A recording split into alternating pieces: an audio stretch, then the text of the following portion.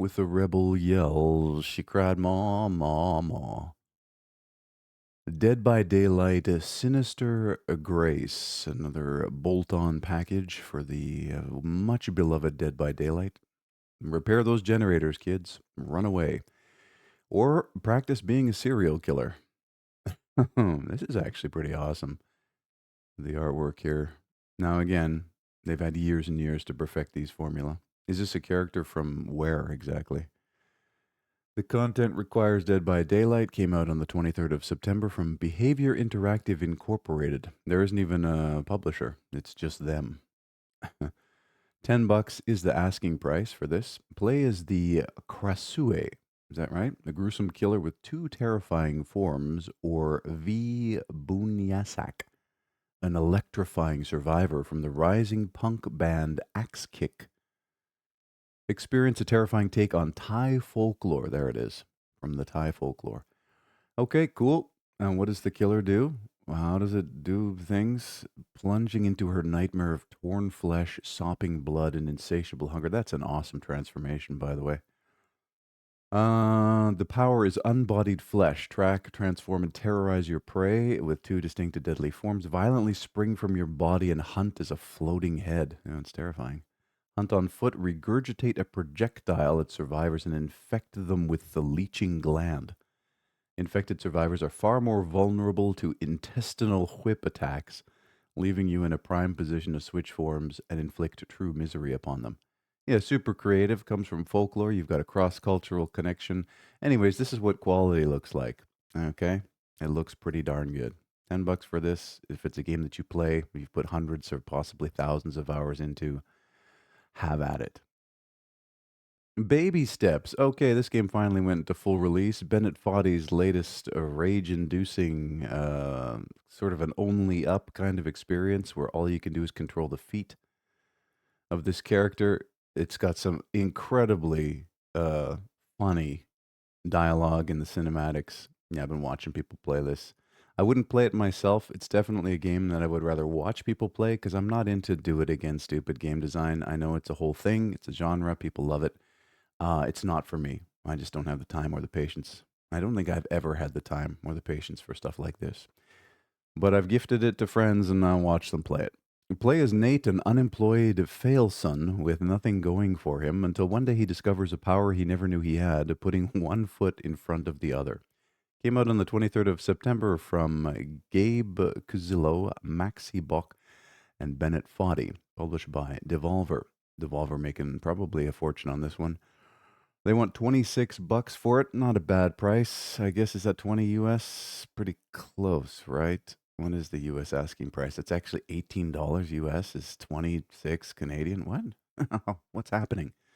Thank goodness all my investments are in US dollars.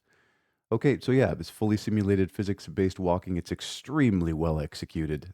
Just an idea. This is a game design idea taken to its logical conclusion, which is what folks should do. And what is with this new persistent header that Steam has? I don't know if I like this or not. All right, anyways, everything changes, everything goes away. A lengthy trek up a mountain-sized mountain that you can explore at your own pace or slower, fully dynamic onesie soilage system. A world that seems to come alive with dynamic soundtrack built up out of 420 beats and vibes. Yeah, the procedural sound in this game is pretty awesome. And non-collectible hats. Okay, game features mild nudity, strong language, some drug references, and mature humor. There isn't really much mature about this. Um, but yeah, again, totally respect the hell out of Bennett Foddy, someone who's, when I was coming up as an indie, co-op was mind blowing to us. It's just wow, they made something that was designed to be frustrating when everything we were learning in game design school was to ease the passage for the player. Here was a designer who was like, nah, fuck all that. Make it as hard and as frustrating as possible. And what you find is that the reward in the end, if you manage to get through it, is that much more satisfying. It's just a general lesson in life. The greater the trial, should you succeed, the greater the reward, just in general. That's not always true. Sometimes you go through a great trial and get fuck all and just suffer, but Anyways, there it is. Great. Congratulations, Mr. Foddy. Can't wait to see what you do next. Deconstruction Simulator. And then we're back into the slop. Okay. Is this a Playway essay deal? I mean, okay. That's kind of cool. Take out your frustrations at the end of the day by tearing down a house by hand. Kind of cool. Do you get to rebuild, though, or do you actually get to destroy these modern edifices? I guess it's a thing. Deconstruction Simulator. Got that backwards. Is the ultimate demolition simulator, offering you complete freedom of action and a wide array of contracts to complete. Get ready for, excuse me, spectacular action, destruction. I have a destruction game in my trunk that if I ever do get back into game development, it's one of the ones that I have to build. Um, it involves explosives and demolition, and yeah, one of these days. This is from Games Incubator and Hypnotic Ants. Wow, no Playway essay is involved in publishing. Okay, there is a demo, and they want 1950 for it. There's a localization update coming soon, and bundled all over the place. Demolish, recover cell, physics enabled objects, become the king of demolition, because there's no queens in here. Play your own way, execute contracts, grow your business, and earn higher permits. We use generative AI for art on the store page and some in game textures. Each AI generated content was then manually adjusted by our in house artist to ensure the presence of human input in the art and high quality of the game. Notice it's in house artist. One dude, because that's all you need now when you've got a machine doing the bulk of the work. And that's how it should. I mean, it's fine. Is there anything wrong with that? Are people going to boycott this because of it? They were transparent. I mean, I'm sure tons and tons of developers are doing it now. It's fine. The House of Tesla. Is this from the House of Da Vinci people? Oh, goodness. I'm going to get me one of these. I love these games as far as puzzlers go. You know, a lot of them are very simple, sort of logic. If you know the basics of logic, you can get through them. And a lot of them are hunt for the pixel, which can get super irritating. But no, House of Da Vinci was quality. I expect House of Tesla to be the same. Solve intricate puzzles to activate Nikola Tesla's creations, restore Wardenclyffe Tower, and unlock hidden devices in his New York lab. Explore the Chicago World's Fair in this mind bending puzzle adventure. Came out on the 23rd of September from Blue Brain Games, self published. There is a demo, and they want $35 for it. This will eventually show up in a bundle or given away somewhere, so we'll just put it in the wish list as a reminder. Yeah, out now. We are hard at work to bring you a brand new adventure. Yeah, from the House of Da Vinci people, obviously. Wait, it's out now. Fix your copy. Okay. There's a story, I'm sure. Don't want to spoil it. Fresh locations based on real places and plans of the enigmatic Nikola Tesla. Mysterious story from our take on the progressive era America. New dynamic approach to storytelling using flashbacks into the past. Use a device that allows you to see and influence the flow of electricity. New handcrafted puzzles to challenge yourself. Now, were these system? Oh, they've ruined my. I gotta go and fix all this. I guess Steam had an update, and it's ruined my my layout. Yeah, I'll fix that later. Anyways, as long as I don't see the review score here at the top, I'm good. I'm gonna go in blind and make up my own mind. Okay. Victoria 3 National Awakening Immersion Pack. Victoria 3, yesterday I was talking about Paradox games and how I can't get past an hour of Solaris. It's the same deal with Hearts of Iron and Crusader Kings and Europa Universalis, but Victoria, I've actually managed to finish a game of Victoria 3. And it's cool because there's no warfare in it. You just make political decisions, and that influences the economic outcomes. And I guess that I mean, I've heard there's warfare in it, but I've never seen it. And I took Sweden. I didn't do it on purpose. It just sort of happened organically. But I turned Sweden into a communist regime, and they were like number 82 in the world or something by the end of the game. But yeah, I've actually beat one of these, so I like this product. It's fine. This is more bolt-on content for them. 23rd of September from Paradox, and they want $14 for it. That's not too bad. Um, what is the immersion pack though? Is this just cosmetic stuff? No, you get the Austrian Empire, the fate of Hungary, Balkan nation building, struggle for independence, brotherhood and unity, a new map, and new art. Yeah, that's actually a reasonable price for all that. Content related to Austria, Hungary, Serbia, Bulgaria, Montenegro, Yugoslavia, and Illyria. National Awakenings, a new narrative events tied to national fervor to better model the historical rise of nationalism in the Balkans. The Great Eastern Crisis, the Balkan Wars, new historical characters. Historical characters, but I'm sure they can be hysterical too. And new art and regional building set. Yeah, I'm into it. I'll throw it on the wish list. I don't get the season pass or anything, but this game, Victoria, is not as egregious as the Crusader Kings and Europa Universalis and the others. I don't think there's hundreds of DLCs for it. They've kind of sanely packaged it. It's still more expensive than your average game when taken in toto, but yeah, reasonable. Okay. Granvir. Mecha Battles? What is that UI though? What is that teal colored user interface? Nice little soft. It's just a step above low fidelity 3D modeling. They've put a little bit of noise in the texture, and what a huge difference it makes, though, right? Still, could have spent probably two more passes on the art, and it would have been really, really good. It reminds me a lot of a game I made in Flash in 2 weeks for a contest way back in 2001. Flash in a Flash contest when Unity was able to export. They had an export function for Flash games, and I made a strategic robot assembly and combat game. Pretty proud of it. Chassis was the name. Granvir is a third-person action roguelite mech builder with co-op multiplayer. Scavenge the battlefield for parts to replace and upgrade your Granvir and weaponry. Pilot your Granvir and manage your campaign between battles to find the best equipment and stay up supplied while fighting a guerrilla war. Came out on the 23rd of September from Airborne Games and Gigatank 3000. All right. The entire tank collection. Oh, they've been at it for a minute, have they? They want $19.50 for this, though, with no demo. I don't know.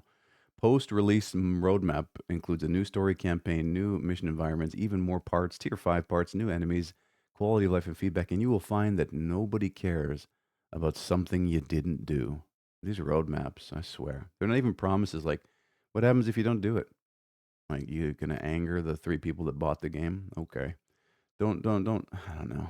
I think it's better to surprise people, right? Like, what is this? We're going to hinge our wish listing on this promise. Like, okay, I'll wait till the game's done, right? Call me in 5 years. All right, equip an arsenal, build your Granvir, deploy with friends with up to 10 Granvir pilots. Wow. Direct the campaign. It's very, very blue, very teal, very cayenne. No campaign is the same as you manage time, resources, and your route to each objective. Okay. I mean, I feel like it's okay. It's probably competent, but probably competent just doesn't really cut it for me with something like this. I have another BattleTech game from who made it?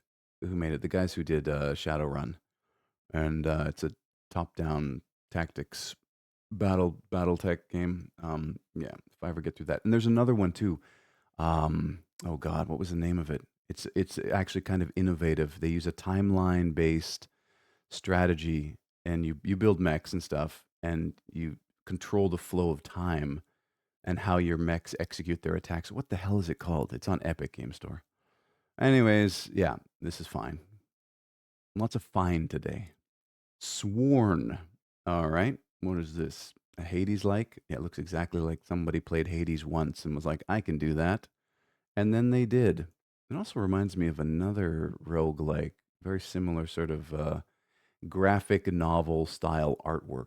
I mean, that's good. Looks fine. Looks competent. If you're done with Hades and you want to keep playing something like that, you got it right here. Where did they pull the characters from, though?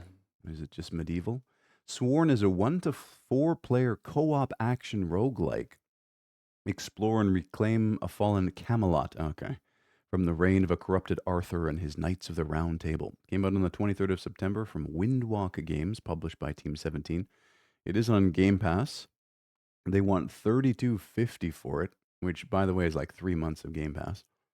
There's tons of bundles. Oh my God. Gotta scroll through 18 bundles to get down to this. I gotta fix all of this. I don't want to see the recent events and announcements. All this trash on my page. Steam, for all of its glory and its billions of dollars, has not made it very easy for you to customize your homepage experience. They just want to flood you with metadata. I've tried to prune as much of it out to recreate the experience of walking into a game store and looking at the back of cardboard boxes, but it's hard. It's a struggle, especially when Gavin does shit like this. And where did the header go?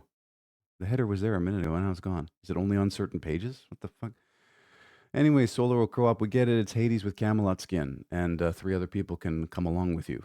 That's it. I wonder how good the story is, which is really what made Hades Hades. The fact that every time you died and came back again, the reward was more story. Did they have that here, or is it just a mindless grind? I mean, I guess I could re-up my Game Pass if I ever do, and I'll check it out then. Blippo Plus. What is this? Small talk. Gidget makes small talk with her boss. Worf's Tavern, just the two of us. Worf and Soda restock the Kaorian brandy. What is all this? Is this a FMV type game with well, they got a ton of actors for it. Unless it's AI generated, which is possible. Bushwalker Relay Ridge. What is this? Blippo Plus is a live action off cable TV simulator. Channel surf the stars and discover the staticky, radical world of Planet Blip through its soaps, sitcoms, news, weather, and talk shows. But don't touch that remote, everything's about to get bent. Came out on the 23rd of September from Yacht, Telefantasy Studios, Noble Robot, and published by Panic.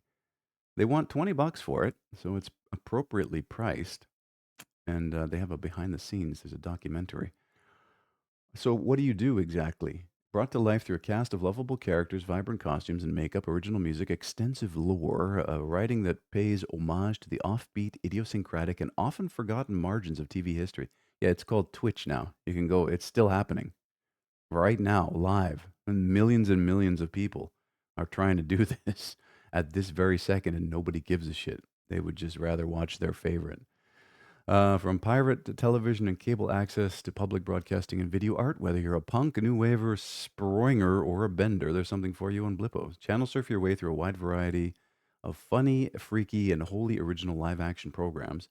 Fall in love with the diverse cast, immerse yourself to unlock data paquettes, update the electronic program guide with new episodes and messages, and piece together the planet shaking story unfolding between the channels. Oh, so they kind of leverage the Her style of game, full motion video. Interesting. Expand your knowledge of Oblivion culture. Was it called Her? I think it was. By lurking the Fem to Fax video text forums, fiddle with extensive TV settings to personalize your experience and enjoy a genre spanning soundtrack by Grammy nominated composers Rob Kieswetter and Jonah Bechtold of Yacht. Yacht. Get in your yacht. Okay, the game features philosophical discussions of death and descriptions, not depictions of macabre situations. Blippo Plus includes very brief depictions of smoking, some campy violence, philosophical discussions of death, and humorous depiction of disembodied brains, and a few macabre tales told but not visually depicted. I mean, that's interesting. I'm curious. Kind of wish there was a demo, but I don't know how you would demo something like this. We'll throw it on there. All right. Twinkleby. All right, now we go into cozy, animal infested. There's rats. There's rats in these cloud cities. They're as big as you are. Okay, so it's like a decorator thing, cozy decorator in a cloud town. And is it roguelike or do you just progress through the different cloud towns? I think that's what it is. Twinkleby is a cozy decoration game where you map out an archipelago of floating islands and build dioramas for a society of spacefaring neighbors. Expand your collection, discover antique secrets, decorate, and when you change your mind, evict everyone and throw their furniture into space. Sounds like the best part of the game. Came out on the 23rd of September from Might and Delight, self published. Aren't those the guys that did PID? Are they still around, Might and Delight? Huh. They want $22 for it, and I got to get rid of all that metadata. Holy crap. Laid back decoration game, we get it. You can place everything, and then you can just throw the buildings off into space. That's kind of cool. It's a cozy sim. Your island and decoration choices will attract a variety of whimsical new residents who all have traits that affect how they interact with the environment and each other. Huh. Little stories playing out. I guess it's kind of cool. It might be a good idea not to be too hasty with evictions because every neighbor carries gifts in their bag and you should try to make them happy. They'll reward you in return. Yeah, don't do anything unless you're going to get a gift. That's the message. Progress along Twinkleby's star chart to unlock new islands, grow your item collection, furnish your houses, make your neighbors happy, compose a soundtrack, collect the shooting stars. You're not the only one throwing things into space. Catch chests that fall past your island. When you've delved deep into space, you will be able to play on parallel islands, new clean slate versions of the islands you found. Capture your magnificent creations and adorable moments in the photo mode. Well, normally I'm not into cozy games, but I'm kind of intrigued. And if it is the PID people, PID was one of my favorite games when I was in the indie salad days, and I'm glad that Might and Delight's still around. I'll take a look eventually. You should have a demo, guys. Come on, get it together. It's 2025. Fast Royal. What is this? What in the asset pack is this? Or is it? Is it co-op slop? Destructive physics? What are we doing here? You're this sort of overweight dude in a mecha suit. Is it PvP? Is it destructible environments? It's like, are you tired of waiting for the next battlefield? Here you go, we'll make it. Fast Royale is a battle royale game that distills the adrenaline of traditional titles into their most intense final moments. Oh, okay, they've taken the battle royale design paradigm to its logical conclusion. Okay, sure. All set in a fully destructible arena. You drop straight into the action. The storm is already closing in. No time to waste. Gear up and fight to be the last one standing. Is it just you and a couple of people then in the final circle?